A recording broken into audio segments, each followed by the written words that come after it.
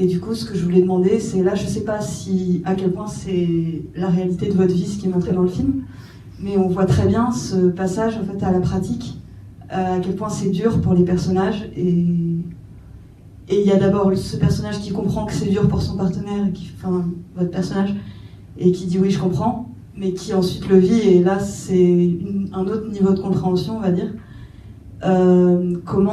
J'ai envie de demander comment on surmonte ça, comment on fait pour pas reculer.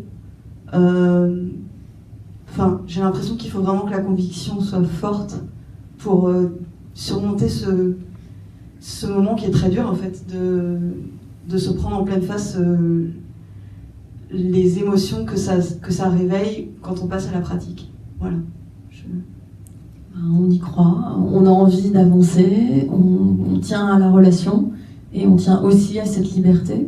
Et du coup, on travaille avec beaucoup de patience, beaucoup d'accueil des émotions, beaucoup de bienveillance, beaucoup d'outils du genre communication non violente, une thérapie imago, tous les outils sont bons à piocher. On va chercher les outils là où on peut, méditation, on fait tout, on avance.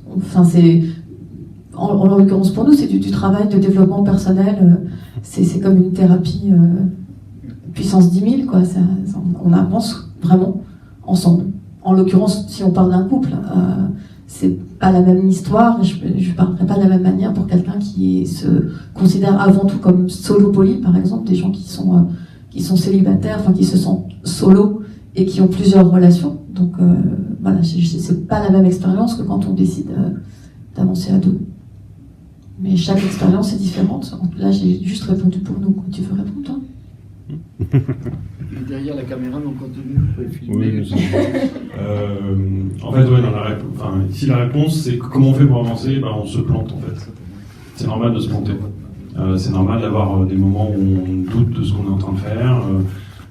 Et puis des moments du genre, je pensais que ça allait se passer comme ça, mais en fait ça se passe pas du tout comme j'imaginais, soit en positif, soit en négatif, parfois les deux en même temps.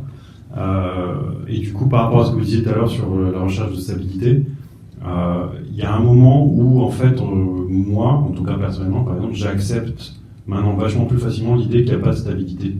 Et que, en fait, c'est valable pour le couple, et c'est valable pour plein d'autres domaines dans la vie aussi. Et du coup, j'avance, je me plante, je fais du mal, je me trompe, j'essaie de réparer mes erreurs, j'essaie de comprendre comment je peux mieux faire la prochaine fois. Et puis petit à petit, je comprends des choses sur moi, sur les gens qui m'entourent, sur comment ça fonctionne, et puis ça va de mieux en mieux. Et ça me permet d'aller un peu plus loin à chaque fois. Voilà. Donc, faut avancer, c'est juste le seul concept.